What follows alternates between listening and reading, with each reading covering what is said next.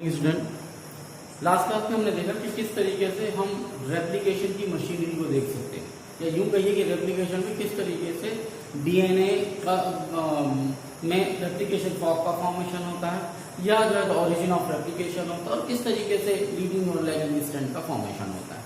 साथ ही साथ DNA polymerase enzyme किस तरीके से काम करता है, और बाकी बचे चाहे हेलिकेज हो, टॉकवाइज हो, किस तरीके से काम करते हैं। तो ट्रांसक्रिप्शन, इसके बाद जो नेक्स्ट कॉन्सेप्ट आता है वो आता है ट्रांसक्रिप्शन।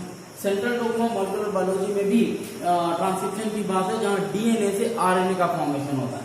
बिल्कुल क्लियर रखिएगा दिमाग में कॉन्सेप्ट कि जब हम रेप्लिकेशन बोलते हैं तो यहां पर डीएनए से डीएनए का फॉर्मेशन होता है, लेकिन जब हम ट्रांसक्रिप्शन कह रहे हैं इसका मतलब है कि डीएनए से हमको किसको बनाना है, आरएनए का फॉर्मेशन करना। एक चीज ये दिमाग में कॉन्सेप्ट है। दूसरी चीज, जब भी डीएनए से डीएनए बनाया जाएगा तो जो एंजाइम होगा वो डीएनए पॉलीमरेज होगा, डीएनए पॉलीमरेज एंजाइम होगा। लेकिन जब डीएनए से आरएनए बनेगा तो यहाँ पर जो एंजाइम काम करेगा वो DNA dependent DNA RNA polymerase enzyme काम करेगा। तो ये भी कई बार कंफ्यूजन में बच्चे लिखते हैं कि दोनों जगह डीएनए पॉलीमरेज यूज कर लिया या दोनों जगह आरएनए पॉलीमरेज यूज कर लिया। तो जब भी जो चीज बननी है वही पॉलीमरेज यूज होगा। जैसे डीएनए से हम डीएनए यहाँ रेप्लिका बना रहे हैं तो डीएनए पॉलीमरेज, यहाँ पर हम आरएनए बना रहे हैं तो आरएनए पॉलीमरेज। और डीएनए से आरएनए बनना यही कहलाता है क्या, ट्रांसक्रिप्शन। इसी प्रोसेस को हम क्या कहते हैं, ट्रांसक्रिप्शन। अब दोनों में क्या अंतर है, किस तरीके से याद रखने के लिए दिमाग में बात रखिए। जब रेप्लिकेशन होता है तब डीएनए से डीएनए बनता है, यानी कि ये दो एक डीएनए है जो कि डबल है स्टैंडर्ड स्ट्रक्चर है, ये दोनों डबल है स्टैंडर्ड स्ट्रक्चर या डबल हेलिकल जो स्ट्रक्चर है ये सेपरेट होता है, और इनके जो नाइट्रोजनस बेस होते हैं वो कॉम्प्लीमेंट्री होते हैं, और उन्हीं के हिसाब से एक और नया कॉम्प्लीमेंट्री बेस साइड में लग जाता है। और जो दूसरे वाले कहते हैं इसके भी नाइट्रोजनस बेस होंगे, एक्चुअली इसका कॉम्प्लीमेंट्री ये होता है, तो जो नया ये बनता है इसी का कॉपी ही रहता है। तो मान लीजिए यहाँ ए था तो यहाँ क्या था, सी रहा होगा, यहाँ जी था तो यहाँ सी रहा होगा, यहाँ सी था तो यहाँ पे जी रहा होगा। तो उसके हिसाब से यहाँ एक बन गया, और ये जो दूसरा था इसके भी एक कॉम्प्लीमेंट्री बन जाएगा। यहाँ ए जुड़ेगा, यहाँ जी जुड़ेगा, यहाँ सी जुड़ेगा। कहने का मतलब यह है कि रेप्लिकेशन में डीएनए के दोनों स्ट्रैंड ओपन होते हैं और दोनों स्ट्रैंड रीड किए जाते हैं। लेकिन जब आप ट्रांसक्रिप्शन की बात करते हैं, यहाँ डीएनए से जब आरएनए बनाते हैं तो डीएनए जहाँ डबल हेलिकल स्ट्रक्चर है वहीं आरएनए क्या है, सिंगल हेलिकल स्ट्रक्चर। आप ऐसा समझ लीजिए ये डीएनए डबल हेलिकल स्ट्रक्चर है और इससे आपको क्या बनाना है, डबल हेलिकल स्ट्रक्चर बनाना है। तो इजी है, क्यों, क्योंकि दोनों स्ट्रैंड को आप रीड कर लीजिए और उन दोनों को जोड़ दीजिए तो आपका डबल हेलिकल बन जाएगा। लेकिन जब ट्रांसक्रिप्शन की बात करते हैं तो डीएनए से हम आरएनए को बना रहे होते हैं, यानी डबल हेलिकल से सिंगल हेलिकल स्ट्रक्चर बना रहे होते हैं। जब ये प्रोसेस कर रहे होते हैं तो अब प्रॉब्लम आती है कि हम दो स्ट्रैंड में से किस स्ट्रैंड को रीड करें, किस स्ट्रैंड को पढ़ें, ये एक बड़ा सवाल आता है। अब यहीं पर जब हमको ये डिसाइड करना होता है कि किस स्ट्रैंड को पढ़ना है, किस स्ट्रैंड को छोड़ देना है, ये काम यहाँ पर कुछ और दूसरे एंजाइम और चीजें मिलकर करती हैं, जिसके थ्रू हम डीएनए से आरएनए बना पाते हैं, या हम ये डिसाइड कर पाते हैं कि कौन सा स्ट्रैंड रीड होगा।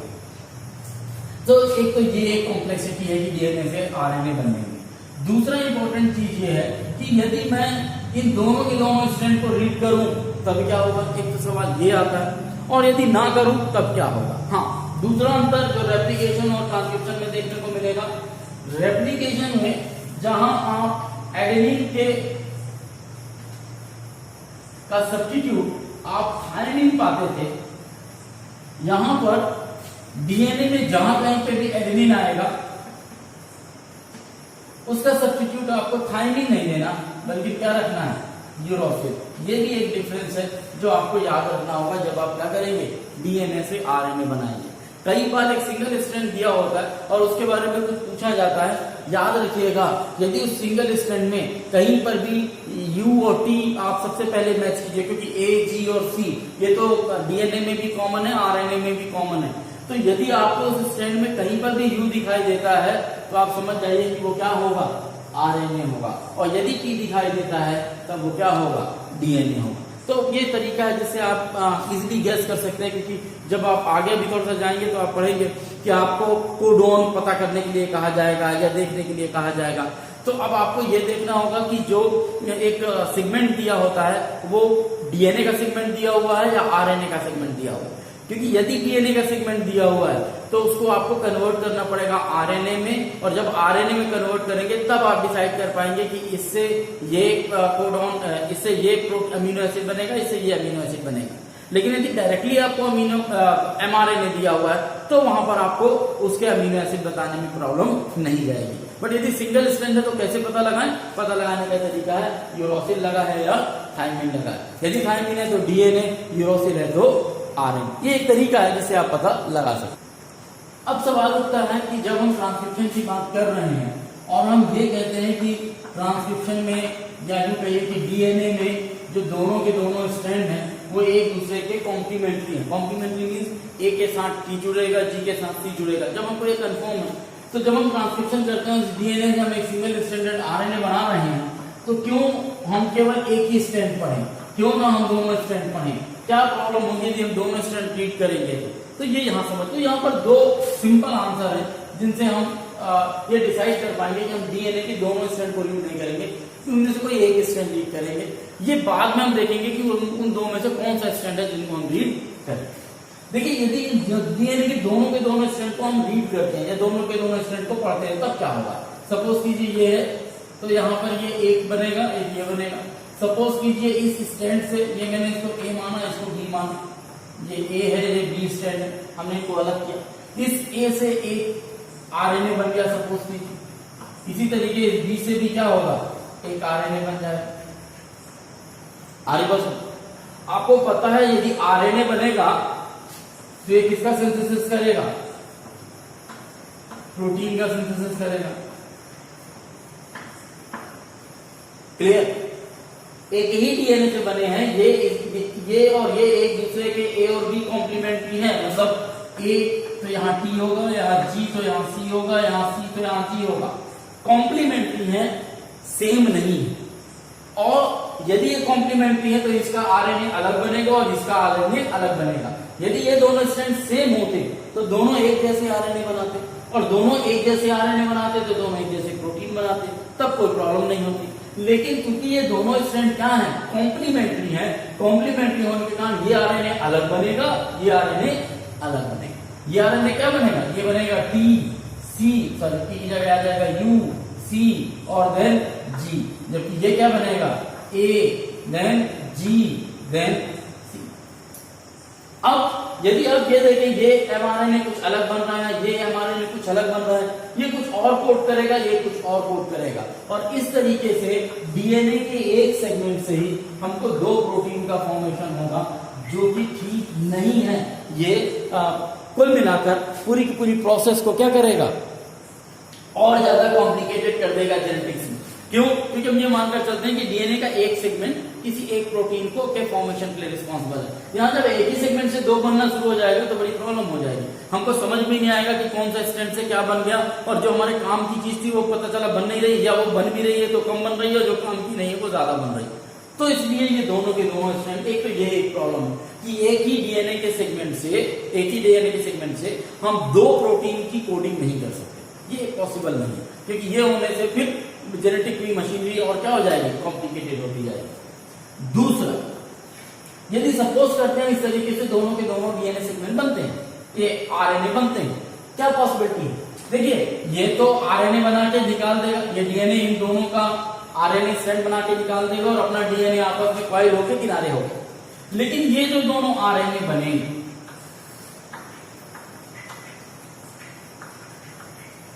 ये क्या बना? यू सी जी, ये क्या बना? ए जी सी। क्योंकि ये जो दोनों आरएनए बने, आरएनए ये जो दोनों बन रहे हैं, ये दोनों के लिए आप स्ट्रैंड देखें तो क्या है? कॉम्प्लीमेंट्री। और जब कभी भी कॉम्प्लीमेंट्री स्ट्रैंड आएंगे तो क्या ये पॉसिबल नहीं है ये दोनों आरएनए जुड़कर एक डबल हेलिकल आरएनए बना? ये भी एक पॉसिबिलिटी है।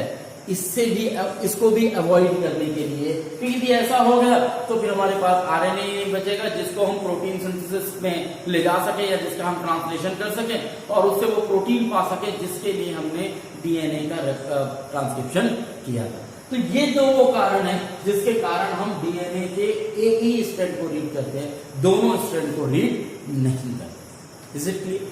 नाउ किसी भी ट्रांसक्रिप्शन करने के लिए ट्रांसक्रिप्शन यूनिट क्या होगी? तो यही सिंपल है। ट्रांसक्रिप्शन यूनिट में एक प्रोमोटर होगा, स्ट्रक्चरल जीन होंगे और आखिरी में क्या मिलेगा आपको? टर्मिनेटर।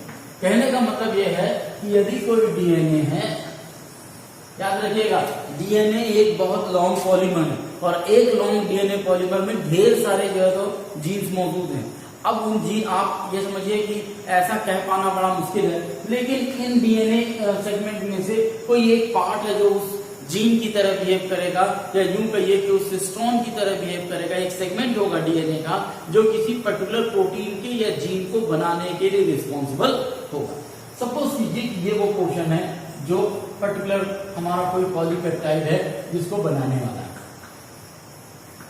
अब यदि ऐसा है तो जहां से ये शुरू होने वाला होगा वो इनिशिएटर कहलाएगा, या आप इसे ही कह सकते हैं क्या? प्रोमोटर। और जहां खत्म होगा वो कहलाएगा क्या? टर्मिनेटर। और इसके बीच में जो भी न्यूक्लियोटाइड सीक्वेंसेस हैं या नाइट्रोजनस बेस हैं वो कहलाएंगे क्या? Structural gene. इन्हीं को क्या कहते हैं? स्ट्रक्चरल जीन, जो एक्चुअली में उस पॉलीपेप्टाइड चेन का स्ट्रक्चर का फॉर्मेशन करने वाले, उनको हम कहते हैं स्ट्रक्चरल जीन। अब जैसा ये तो तीन काम करेंगे, लेकिन फिर वही बात करते हैं ट्रांसक्रिप्शन में भी। वहां हमने डीएनए पॉलीमरेज दिया था, जहां पर हमारे पास कौन सा है?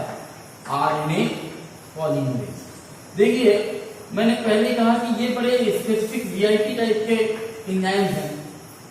जैसे डीएनए पॉलीमरेज के साथ था कि वो केवल और केवल 3 डेज से 5 डेज को रीड करेगा। मतलब ये जब नया स्ट्रैंड बनाएगा, न्यू स्ट्रैंड, तो वो सब दिन क्या होगा? 5 days to 3 days। इसकी भी ये शर्त है कि मैं केवल और केवल क्या बनाऊंगा? 5 days to 3 days बनाऊंगा और कोई दूसरा सेगमेंट नया नहीं बनाऊंगा। मतलब मैं रीड किसे करूंगा? 3 days to 5 days। आपने डीएनए पॉलीमरेज को साथ भी यही देखा, जो हमने ट्रांसक्रिप्शन यूनिट बनाई थी या रेप्लिकेशन फॉर्क बनाया था, तो उसने केवल 3 days 5 days को ही रीड किया। दूसरे वाले को छोटे छोटे फ्रेगमेंट में पढ़ा, जब आरएनए प्राइमर 3 days एंड पे लगा तब उसने उसको रीड किया। तो आरएनए पॉलीमरेज के साथ यही कंडीशन है कि वो केवल 3 days to 5 days को रीड करेगा, यानी जो न्यू सेगमेंट बनेगा वो सब दिन क्या बनेगा? 3 days to 5 days। अब बात आती है कि यदि कोई डीएनए है, ये 3 days होगा, ये 5 days होगा, लाइक दिस। क्लियर? अब यदि ये आरएनए पॉलीमरेज मैं यहां छोड़ दूं,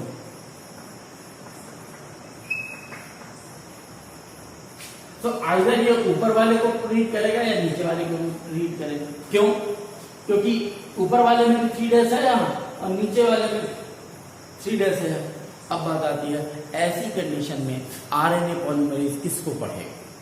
याद रखिए, किसी को भी पढ़े आरएनए पॉलीमरेज, दोनों में जिस स्ट्रैंड को आरएनए पॉलीमरेज रीड करेगा उस स्ट्रैंड को हम कहेंगे टेम्पलेट स्ट्रैंड।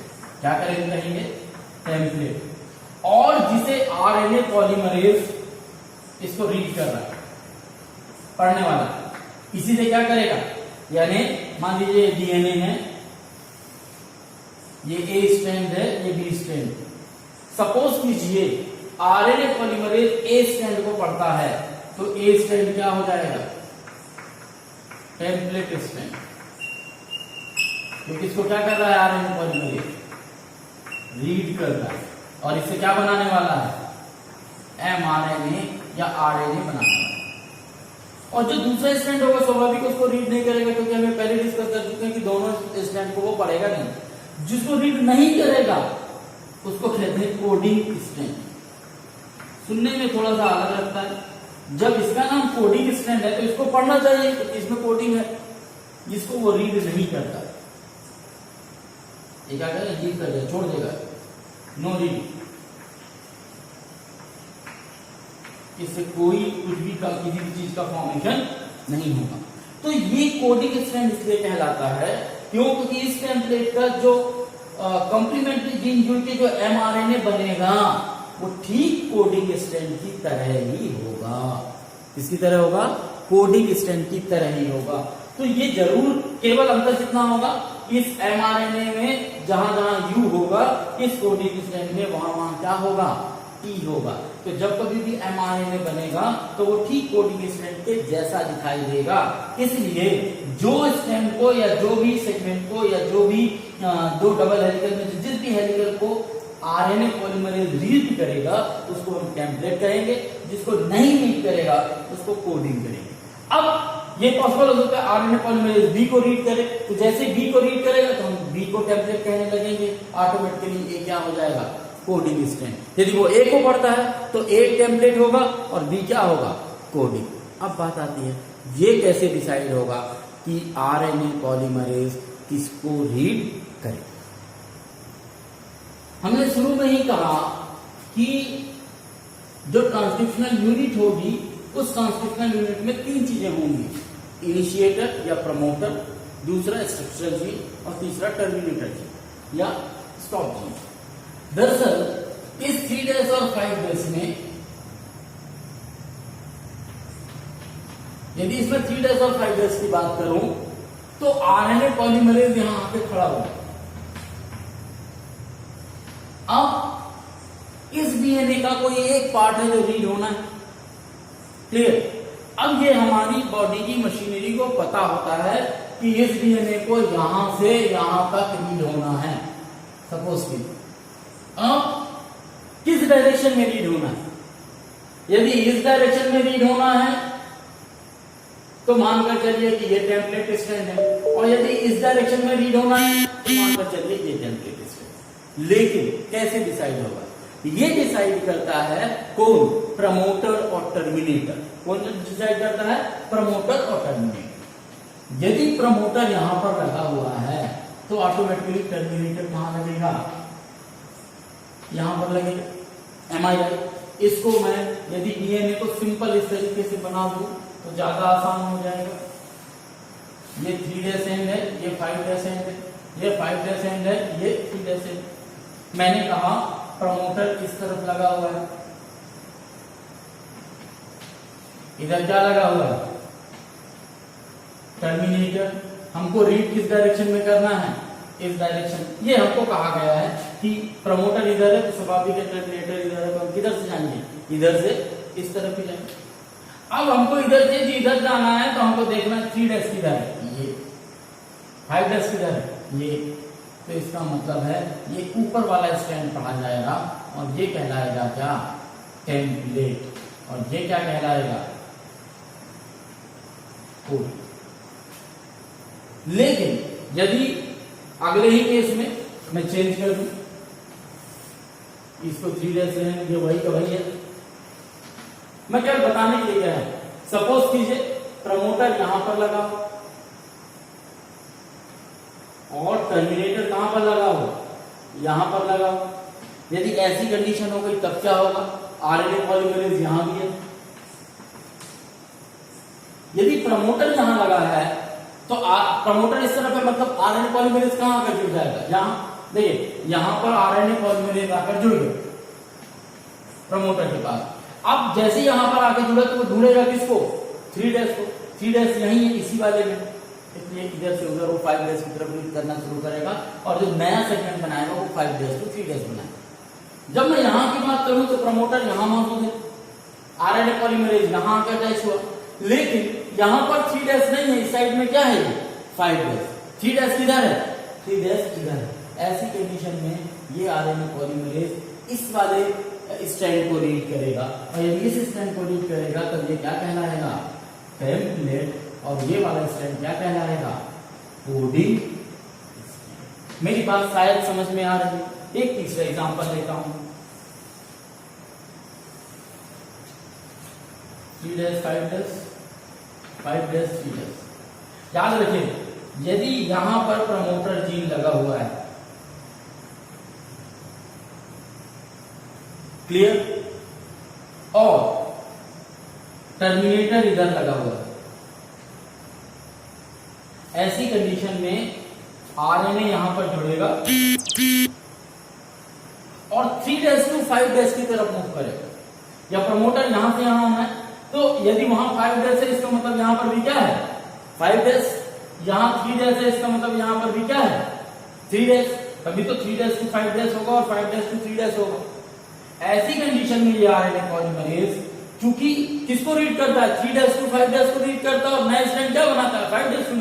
तो ये आरएनए पॉलीमरेज ऐसी सिचुएशन में इस नीचे वाले को पढ़ेगा और नीचे वाला क्या कहलाने लगेगा? टेम्पलेट। ऊपर वाला क्या कहलाएगा? कोडिंग। लेकिन ये पहली सिचुएशन होगी। यदि मैं टर्मिनेटर को उठाकर यहां कर दूं, ऐसी कंडीशन में आरएनए पॉलीमरेज लगेगा। यदि ये 3' है तो ये क्या हो जाएगा?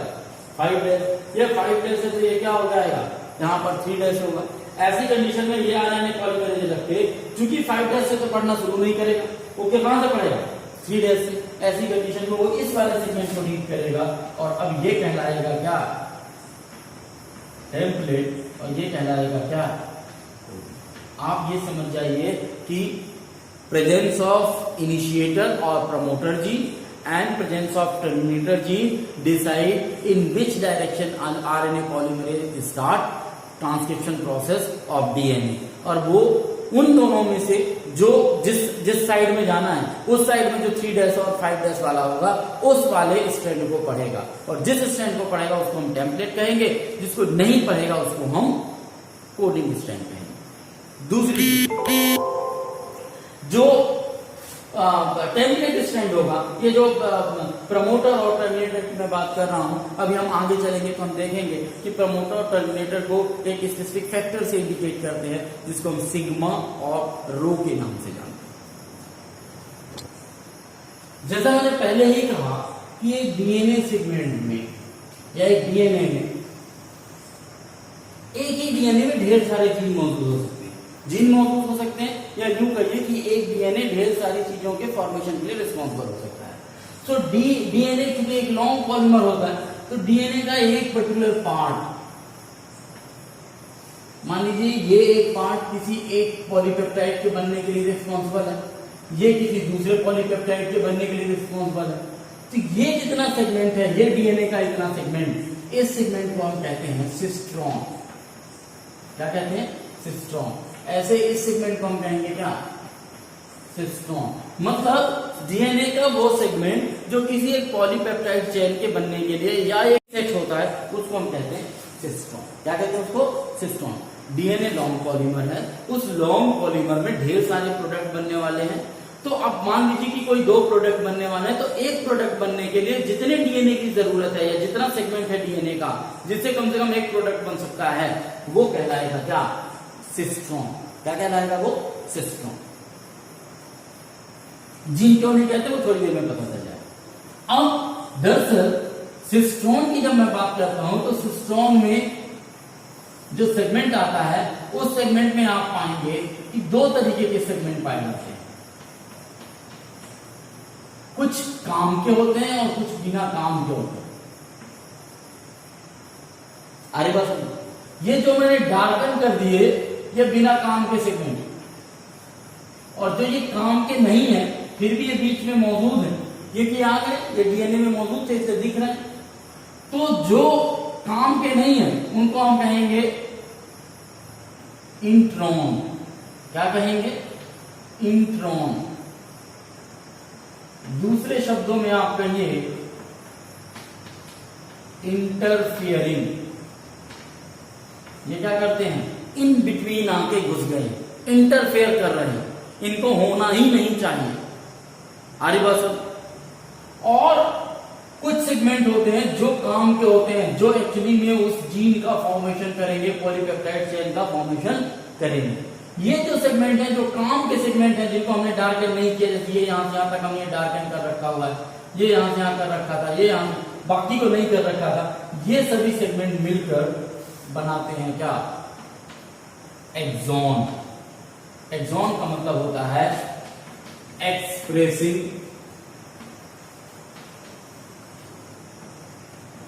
सेगमेंट। क्या मतलब होता है उनका? एक्सप्रेसिंग सेगमेंट, जो एक्सप्रेस करने वाले हैं अपने आप। दरअसल होता यूं है कि जब भी कोई डीएनए का सेगमेंट बनता है, उसका एमआरएनए बनता है, तो वो पूरी की पूरी एक लाइन से रीड किया जाता है। लेकिन उस लाइन में कई सारी बीच बीच में ऐसी चीजें होती हैं जिनका अब यूज नहीं रह गया, जिनकी कोई जरूरत नहीं है, उनको क्या करना पड़ता है? हटाना पड़ता है। ये जो बीच में इंटरप्टिंग सेगमेंट आ जाते हैं, इनको कहते हैं इंट्रॉन, और बाकी जो बचे हुए जो हमारे काम का होता है उसको कहते हैं एक्सॉन या एक्सप्रेसिंग सीक्वेंस। आप ऐसा समझ लीजिए कि आप बायोलॉजी की बुक पढ़ते हैं, पैराग्राफ पढ़ते हैं, एक क्वेश्चन देखते हैं, तीसरे पे जब अंदर आते हैं आंसर, उसी पैराग्राफ में उस क्वेश्चन का आंसर है, लेकिन पूरा पैराग्राफ आंसर नहीं है, उसमें से आपको कुछ चीजें निकाल कर एक आंसर को फ्रेम करना होता है। ठीक वैसे ही कि सिस्टोन एक पैराग्राफ है जिसमें से एक आंसर निकालना है, तो जो आपके काम का चीज नहीं है उसको आप हटा दीजिए और बाकी चीजों को लेकर आप क्या कर लीजिए? एक आंसर बना लीजिए। हो सकता है ये जो इंट्रॉन अभी इस वाले सिस्टोन के लिए हैं, बाद में कोई दूसरा पॉलीपेप्टाइड यहां से और यहां तक बन रहा हो, उसमें यही इंट्रॉन क्या हो जाए? एक्सॉन में कन्वर्ट हो जाए, मतलब वहां पर उनकी जरूरत हो जाए। ऐसा होता होगा कि एक पैराग्राफ में जिस चीज को आप अभी छोड़ रहे हैं, अगले क्वेश्चन के लिए वही क्या बन जाए? आंसर बन जाए। तो ठीक उसी तरीके से ये इंट्रॉन जो है ये इंटरफेयरिंग है, और जो एक्सॉन है वो नॉन इंटरफेयरिंग है, उसे कह सकते हैं आप क्या? एक्सप्रेसिंग सेगमेंट, ये मौजूद होते हैं। अब दरअसल ये सिस्टोन की बात मैंने क्यों उठाई? क्योंकि दरअसल सिस्टोन जो है इनके बेसिस पे हम प्रोकैरियोटिक और यूकैरियोटिक के डीएनए को डिवाइड करते हैं। दरअसल दो तरीके के सिस्टोन होते हैं, एक होता है मोनोसिस्टोनिक और दूसरा होता है पॉलीसिस्टोनिक। What does it means? देखिए, मोनो से नाम ही क्लियर है, मोनो का मतलब हो गया क्या? सिंगल, और पॉली का मतलब क्या हो गया? मैनी। तो जब कोई सिस्टोन सिंगल एक पॉलीपेप्टाइड को लेकर अपने आप को एक्सप्रेस कराता है, तब वो कहलाता है मोनोसिस्टोनिक। और जब एक सिस्टोन में एक से ज्यादा पॉलीपेप्टाइड के लिए इंफॉर्मेशन आती है, तब वो कहलाता है पॉलीसिस्टोनिक। फिर से मैं क्लियर कर दूं कि मोनोसिस्टोनिक मीन्स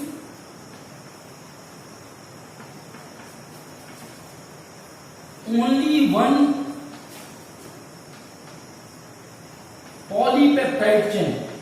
पॉलीपेप्टाइड चेन हम ऐसा समझ लीजिए कि प्रोटीन की आपस में एक लंबी एक चेन बन गई जिसको पॉलीपेप्टाइड चेन कहते हैं। बाद में अमीनो एसिड की वही बाद में प्रोटीन बना सकती है, कार्बोहाइड्रेट जो जिस चीज का चाहे फॉर्मेशन कर सकती है।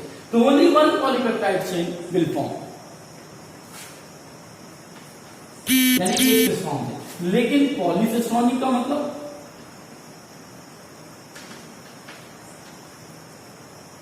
more than one polypeptide chain. अब बात आती है कि साहब इसको पढ़ने की क्या जरूरत है? पढ़ने की इसलिए जरूरत है क्योंकि जो मोनोसिस्टोनिक कॉन्सेप्ट है ये किसमें देखने को मिलता है? यूकैरियोटिक में। और पॉलीसिस्टोनिक आपको कहां मिलेगा? प्रोकैरियोट्स।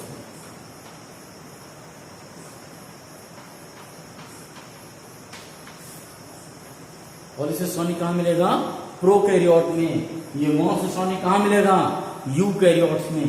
तो जब आप मोनोसिस्टोनिक करेंगे तो यूकैरियोटिक में, मतलब ह्यूमन में या जो हायर ऑर्गेनिज्म है उनमें एक सिस्टोन से केवल एक पॉलीपेप्टाइड चेन या एक चीज के लिए इंफॉर्मेशन निकलती है। लेकिन जब हम पॉलीसिस्टोनिक की बात करते हैं, प्रोकैरियोट की बात करते हैं, बैक्टीरिया की बात करते हैं, वहां एक ही सिस्टोन से एक से ज्यादा पॉलीपेप्टाइड चेन्स का फॉर्मेशन हो सकता है। ये आपको देखने को मिलेगा लैब ओपेनॉन में। जब हम बात करेंगे तब वहां देखेंगे एक ही सिस्टोन से तीन अलग अलग जीन का फॉर्मेशन होता है। तो पॉलीसिस्टोनिक और मोनोसिस्टोनिक, पॉलीसिस्टोनिक में तो प्रोकैरियोटिक में चूंकि कोई न्यूक्लियर मेम्ब्रेन होती नहीं, तो डीएनए से डायरेक्ट निकला, क्या फॉर्मेशन हुआ, एमआरएनए का फॉर्मेशन हुआ।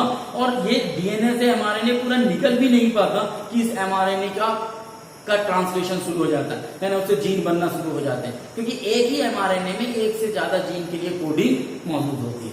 जबकि यूकैरियोटिक की बात करूं, मोनोसिस्टोनिक की बात करूं, यहाँ पर एक सेगमेंट में या एक सिस्टोन में केवल एक के लिए ही कोडिंग मौजूद होती है, या कहिए कि एक ही जीन उससे बन सकता है। और वो भी कब, जब डीएनए से एमआरएनए बन जाएगा, वो बाहर निकलेगा, और बाहर निकलने के बाद क्या होगा, इन इंट्रॉन्स को हटाना पड़ेगा, तब कहीं जाकर उनको जोड़कर और एक्सोन के साथ कंबाइन करके एक प्रोडक्ट का हम फॉर्मेशन कर पाएंगे, अदरवाइज फॉर्मेशन नहीं कर पाएंगे। तो ये कॉन्सेप्ट है किसका, मोनोसिस्टोनिक और पॉलीसिस्टोनिक। नाउ टाइप्स ऑफ आरएनए की भी मैं बात करूं,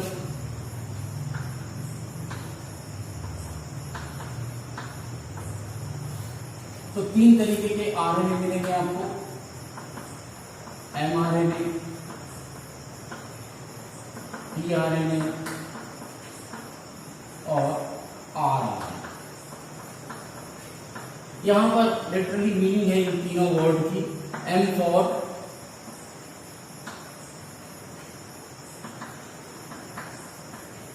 messenger RNA, M for messenger RNA.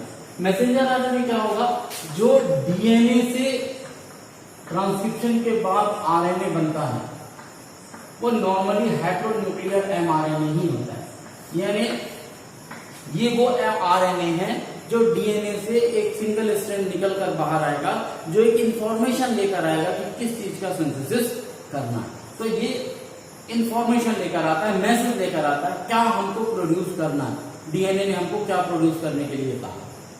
जहां तक टीआरएनए की बात करूं मैं, इसका नाम होता है, या इसका ट्रांसफर आरएनए भी कहते हैं। ट्रांसफर आरएनए का काम होता है कि जो एमआरएनए आया है, उस एमआरएनए में जो भी नाइट्रोजनस बेस लगे हुए हैं, और उन नाइट्रोजनस बेस को मिलाकर जो कोडॉन का फॉर्मेशन होता है 3 के सेट में, उन कोडॉन के हिसाब से कौन सा अमीनो एसिड वहां पर फिट होगा, उस अमीनो एसिड को साइटोप्लाज्म से लेकर आने का काम कौन करता है, ट्रांसफर आरएनए। वो काम होता है अमीनो एसिड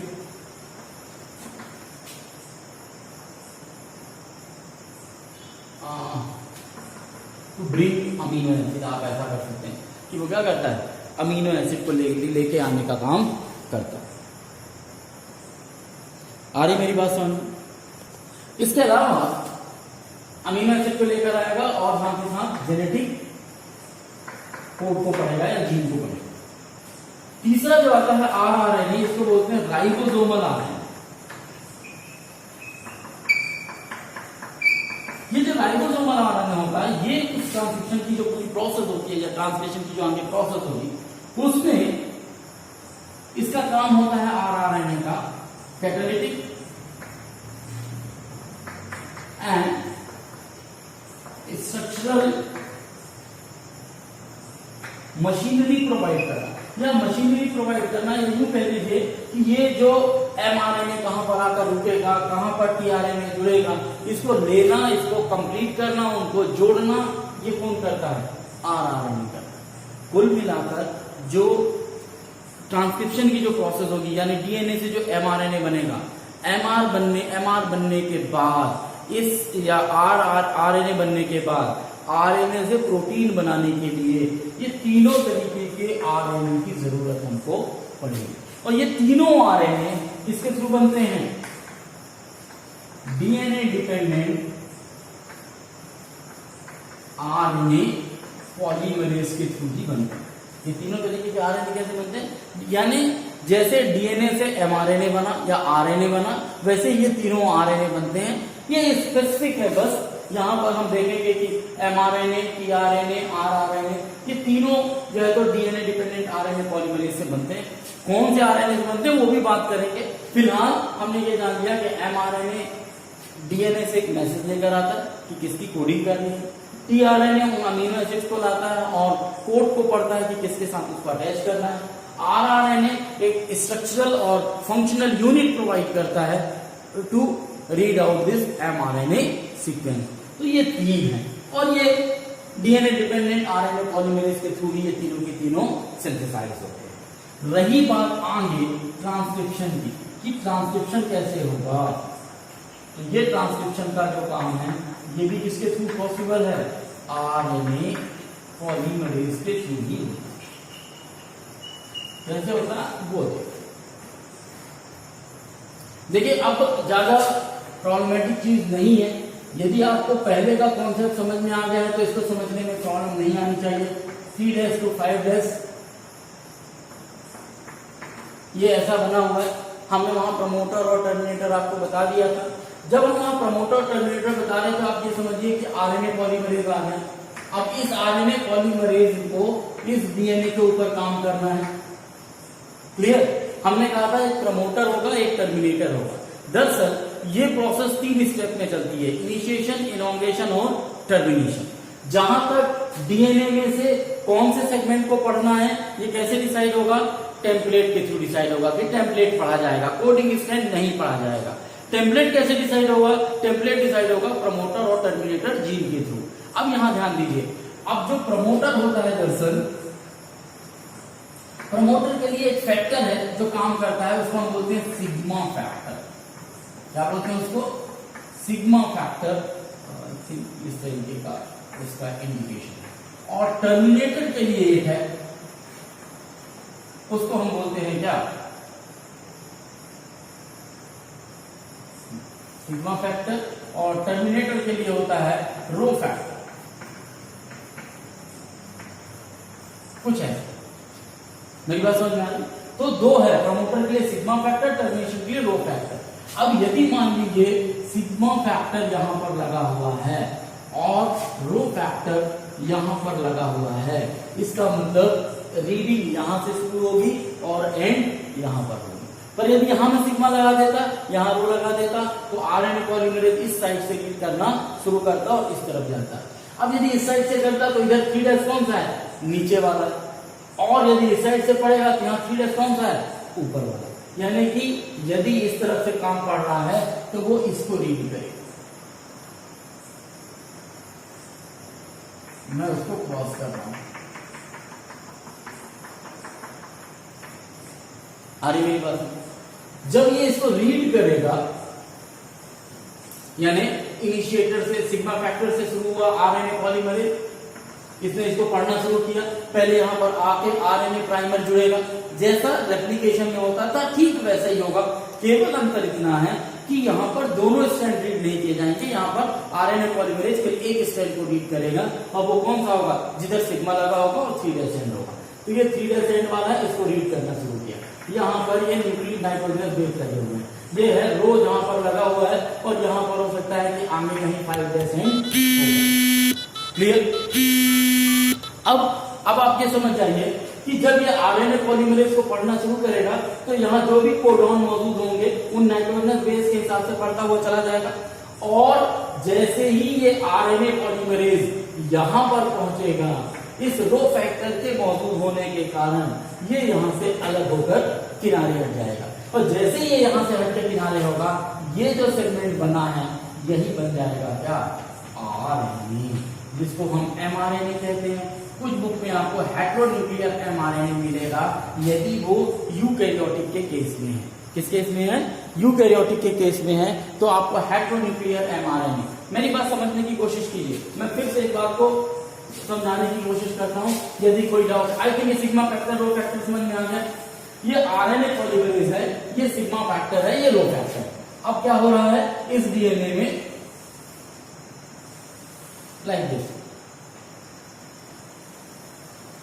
सपोज करो ये सिग्मा फैक्टर लगा हुआ है, ये रो फैक्टर लगा हुआ है, यहां पर आके आरएनए प्राइमर जुड़ा, और इस आरएनए प्राइमर के साथ क्या जुड़ गया, यहां पर आकर आरएनए पॉलीमरेज। आरएनए क्या होगा, रेप्लिकेशन फॉर्क का फॉर्मेशन होगा, यहां से इसको पढ़ना शुरू करेगा, तो ये पढ़ना शुरू किया, मान लीजिए ये पढ़ना शुरू किया, इसको पढ़ा, जैसे ही यहां पर पहुंचेगा आरएनए पॉलीमरेज, इस रो फैक्टर के कारण ये यहां से छोड़ के इसको भाग जाएगा। तो ये एक सिंगल स्ट्रैंड यहां से यहां तक बनी, यही सिंगल स्ट्रैंड यहां आकर क्या बना लेती है, क्योंकि 3' से पढ़ना शुरू किया, किस डैश से, 3' से किया, क्या बनेगा 5', और किधर छूटा है 5' की तरफ छूटा है, तो इसका मतलब 3' तो ये एक यूनिट बन जाएगी जिसको हम कहेंगे क्या RNA, and this is the process known as transcription. इसी को क्या कहते हैं ट्रांसक्रिप्शन। ये जहां पे जुड़ता है उसको इनिशिएशन, फिर ये जो धीरे धीरे बढ़ती है इसको कहते हैं इनोंगेशन, और रो फैक्टर में जहां छूट जाता है वो कहलाता है क्या टर्मिनेशन।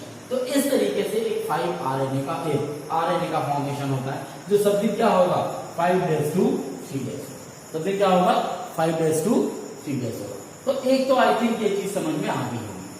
दूसरा, अब यदि यही प्रोसेस एक प्रोकैरियोटिक, अब यहां पर अंतर है, प्रोकैरियोटिक में अलग तरीके से चलता है, यूकैरियोटिक में अलग तरीके से। प्रोकैरियोटिक में क्यों? क्योंकि प्रोकैरियोटिक में यदि आप देखिए तो यहां पर कोई क्लियर कट डिवीजन नहीं होता है न्यूक्लियस और साइटोप्लाज्म का। तो यहीं पर न्यूक्लियाइड मौजूद होते हैं या न्यूक्लिक एसिड मौजूद होता है। तो जैसे ही यहाँ पर ये आरएनए निकला, यहीं पर पूरी मशीनरी मौजूद होती है आरएनए की, जो इसको रीड करना शुरू कर देती है। कई बार तो ऐसा होता है कि पूरा आरएनए ये ट्रांसक्राइब भी नहीं हुआ रहता है और यहाँ से इसकी रीडिंग शुरू हो जाती है, इससे जीन का फॉर्मेशन होना शुरू हो जाता है। और प्रोकैरियोटिक में सबके सब कैसे होते हैं पॉलीसिस्टोनिक, यानी एक ही आरएनए से एक से ज्यादा जीन्स का फॉर्मेशन हो जाता है। लेकिन ऐसा नहीं होता किसके साथ यूकैरियोटिक के साथ। क्यों? क्योंकि ये जो आरएनए के थ्रू ये जो बना है ये अभी मैच्योर आरएनए नहीं है, इसमें कुछ और प्रोसेस करनी है जिसके बाद ये मैच्योर आरएनए बनेगा, जिसके कारण इसके ऊपर काम किया जाना है। जबकि प्रोकैरियोटिक में इस तरीके का नहीं है, वहां बड़ी आसानी से एक आरएनए बनता है और उसको डायरेक्टली उसकी रीडिंग स्टार्ट हो जाती है। अब वो यूकैरियोटिक में कौन सी दो अलग कंडीशन है वो समझिए। तो मैं पहली कंडीशन के बारे में बात कर रहा हूं एक ही बार। मैंने अभी थोड़ी देर पहले कहा कि तीनों की तीनों mRNA, ये चाहे तीनों की तीनों RNA, चाहे mRNA हो, RNA हो, tRNA, ये एक ही RNA पॉलीमरेज से बन जाते हैं। किसमें? प्रोकैरियोटिक में। यूकैरियोटिक में थोड़ा सा अंतर है। क्या अंतर? यूकैरियोटिक में आरएनए पॉलीमरेज के अलावा, आरएनए पॉलीमरेज तो है ही जो ट्रांसक्रिप्शन करेगा, उसके अलावा तीन और तरीके के आरएनए पॉलीमरेज पाए जाते हैं। RNA polymerase 1, RNA polymerase 2, RNA polymerase 3। RNA polymerase 1 rRNA का फॉर्मेशन करता है, आरएनए पॉलीमरेज 2 एमआरएनए का फॉर्मेशन करता है, आरएनए पॉलीमरेज 3 टीआरएनए का फॉर्मेशन करता है। इसके आगे आपको ये 28S, 18S, 5.8S लिखा हुआ है। एक्चुअली में थोड़ा सा हायर लेवल का है, ये आपके सिलेबस में नहीं है, क्योंकि बुक में लिखा है इसलिए मैंने इसको यहाँ रख दिया है। एमएससी में आओगे तो पता चलेगा। जब आप आरएनए के बारे में पढ़ेंगे तो पाएंगे कि हर एक आरएनए, चाहे वो एमआरएनए हो, आरएनए हो, टीआरएनए हो, ये कुछ यूनिट से मिलकर बना होता है। जैसे उदाहरण के तौर पर आपको याद होगा आरआरएनए 70S और 80S आरएनए आपने पढ़ा था। 70S और 80S आरएनए, फिर ये 70S भी दो यूनिट में टूटा हुआ था। कौन कौन सी? 50 और 30, और 80S 60 और 40। इस तरीके के दो यूनिट से मिलकर बनता है। ये शायद याद हो, मैंने कभी पढ़ाया हो, यदि नहीं पढ़ाया तो फिर से समझ लो। 70S आरएनए और 80S आरएनए होता है। 70S आरएनए दो यूनिट से मिलता है, 50S और 30, और 80S आरएनए 60 और 40। दरअसल ये 50 और 30 जो बनते हैं या 60 और 40 बनते हैं, इनमें कितने आरएनए यूनिट कौन कौन सी मिलकर बनती है ये उससे डिसाइड होता है। एक्चुअली में 28S आरएनए और 18S आरएनए ये मिलकर लॉन्गर यूनिट बनाते हैं, जबकि 5.8S आरएनए और 5S आरएनए ये मिलकर स्मॉलर यूनिट बनाते हैं। एक 23S आरएनए भी बनता है। तो दरअसल ये आरएनए की कंपोजिशन के लिए हैं। ये 28S RNA, 18S RNA, 5.8S RNA, 5S RNA, ये मिलकर लॉन्गर और शॉर्टर यूनिट बनाती हैं। उसमें मैं फिलहाल नहीं जाना चाहता। कोई यदि किसी को जरूरत होगी, कोई पूछेगा तो फिर उस पर आप बाद में हम डिस्कस कर लेंगे। साथ ही साथ मैंने यहाँ लिखा है टीआरएनए कौन बनाता है? पॉलीमरेज 3, स्मॉल न्यूक्लियर आरएनए, ये भी इनका भी फॉर्मेशन यही करता है। कौन? पॉलीमरेज 3। बात करता हूं पॉलीमरेज 2 की, बड़ा इंपॉर्टेंट है। एमआरएनए बनाता है, लेकिन यहाँ ये एमआरएनए नहीं होता, बल्कि क्या होता है? Heteronuclear mRNA. What does it mean by heteronuclear RNA? Heteronuclear mRNA का मतलब ये है कि जो डीएनए है, डीएनए से ट्रांसक्राइब होकर एक आरएनए तो बना जो कि 5' है, लेकिन चूंकि ये यूकैरियोटिक है और यूकैरियोटिक में मैंने कहा था कि आरएनए में बीच बीच में क्या मौजूद है, इंटरफेयरिंग जीन मौजूद है, इंटरफेरॉन्स मौजूद है, इंट्रॉन्स मौजूद है, और उन इंट्रॉन के कारण अभी ये किसी काम का नहीं है। ये आरएनए से आप प्रोटीन नहीं बना सकते। क्यों? क्योंकि इनमें ये बीच बीच में क्या मौजूद है, इंटरफेयरिंग यूनिट्स मौजूद हैं। तो इसीलिए दूसरी एक और प्रोसेस करनी पड़ती है यूकैरियोटिक के एमआरएनए के साथ, जो हम अभी जिसके बारे में बात करने वाले हैं। इन इंट्रॉन्स को हटाना है, वो कैसे हटाएंगे, वो कैसे प्रोसेस होती है, वो समझ जाएंगे। तो आप समझ जाइए कि यूकैरियोटिक में कैसे होगा। प्रोकैरियोटिक यूकैरियोटिक में ट्रांसक्रिप्शन में कोई अंतर नहीं, लेकिन ट्रांसक्रिप्शन के बाद आगे की जो प्रोसेस है, यानी कि मैच्योरेशन ऑफ एमआरएनए, वो अलग तरीके से होता है। वो दो चीजें अलग हैं। इसीलिए हमने कहा कि यूकैरियोटिक में पहली चीज तो ये है कि ये जो तीनों आरएनए हैं ये स्पेसिफिक पॉलीमरेज आरएनए पॉलीमरेज से बनते हैं, जो कि प्रोकैरियोटिक में नहीं है। दूसरी चीज क्या है उसकी बात करते हैं। जो दूसरी कॉम्प्लेक्सिटी आती है वो ये है, सपोज करो ये एक सेल है, इस सेल के अंदर ये क्या है, न्यूक्लियस। इस न्यूक्लियस में कोई डीएनए रहा होगा और ये डीएनए निकलकर यहां पर क्या बनाया, एमआरएनए बनाया। पर ये जो एमआरएनए होता है ये कैसा होता है, हेटेरोन्यूक्लियर एमआरएनए। कैसा होता है, हेटेरोन्यूक्लियर एमआरएनए। ये हेटेरो एमआरएनए में छाट काट होती है और छाट काट करके इसको मैच्योर एमआरएनए बनाया जाता है या नॉर्मल एमआरएनए बनाया जाता है।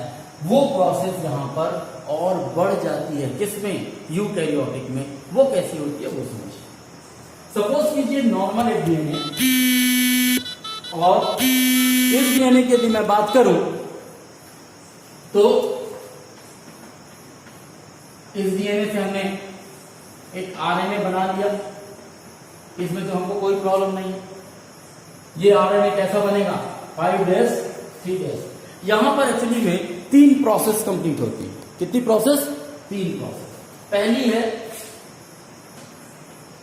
कैपिंग, दूसरी है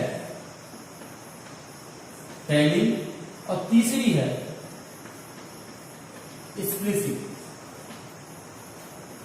सबसे पहले जैसे ही हेटेरोन्यूक्लियर एमआरएनए आता है, चूंकि हमने कहा है कि हेटेरोन्यूक्लियर एमआरएनए में बीच बीच में कौन से सेगमेंट मौजूद हैं, इंट्रॉन्स मौजूद हैं। ऐसे सेगमेंट जिनकी हमको जरूरत नहीं है, इंटरफेयरिंग है, और बाकी एक्सप्रेसिंग वाले एक्सॉन्स तो हैं ही, लेकिन उनके बीच बीच में क्या आ गए, इंट्रॉन। तो इनको निकालना है, बट निकालने के पहले ये तो इधर उधर हो जाएंगे। तो सबसे पहले हमको अपने आरएनए को इंटेक्ट करना है। तो सबसे पहली प्रोसेस होती है क्या, कैपिंग। कैपिंग में क्या होता है कि 7 मिथाइल ग्वाइनिन, ये वो स्ट्रक्चर है जो सबसे पहले आकर कहां पर जुड़ता है, 5' एंड पे जुड़ता है। 5' एंड पे एक स्ट्रक्चर आकर जुड़ जाता है, 7 मिथाइल ग्वाइनिन। इसी को कहते हैं कैपिंग। इसको क्या कहते हैं, कैपिंग। और इसी तरीके से 3' एंड में एक चेन जुड़ती है जिसको हम कहते हैं पॉली ए। ढेर सारे एडेनिन आकर ऐसे पीछे जुड़ जाते हैं। जब ये इस तरीके की चेन ये आगे की तरफ जुड़ जाती है तो इसको हम कहते हैं कैपिंग, और ये पीछे की तरफ जुड़ता है इसको कहते हैं क्या, ये 3 साइड इसको बोलते हैं टैलिंग। तो जब ये दोनों जुड़ जाते हैं तो अब ये जो बीच का आरएनए है इसमें कहीं कोई गड़बड़ी नहीं आएगी। इसलिए हम पहले इंट्रॉन को हटाने के पहले क्या जोड़ते हैं, कैपिंग और टैलिंग की प्रोसेस करते हैं। ये हमने कर दी। कैपिंग और टैलिंग के बाद यहां पर जो इंट्रॉन मौजूद हैं इनको हमको काट कर अलग करना, और इसी प्रोसेस को हम कहते हैं क्या, स्प्लिसिंग। और ये प्रोसेस स्प्लिसिंग की जो है एक स्पेसिफिक एंजाइम के थ्रू पॉसिबल हो पाती है, जिसको हम बोलते हैं सिंड्रोम। सिंड्रोम ये एक ऐसा एंजाइम है जो इस तरीके से काम करता है। मींस यहां से कट करेगा, यहां से कट करेगा, तो ये इंट्रॉन क्या होगा, ड्रॉप हो जाएगा, यहां से कट करेगा, यहां से कट करेगा, ये इंट्रॉन ड्रॉप हो जाएगा, यहां से कट तो ये इंट्रॉन ड्रॉप, और फिर वो दोनों साइड को पकड़कर साथ में क्या कर देता है, जोड़ भी देता है। तो जब ये इंट्रॉन ड्रॉप हो गए,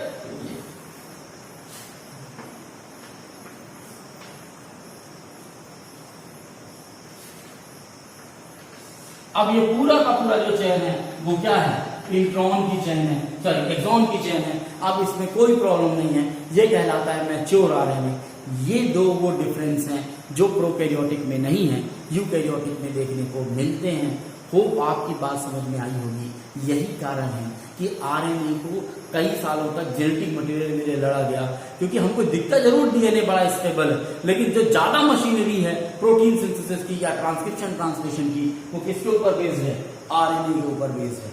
होप आपको समझ में आ गया होगा।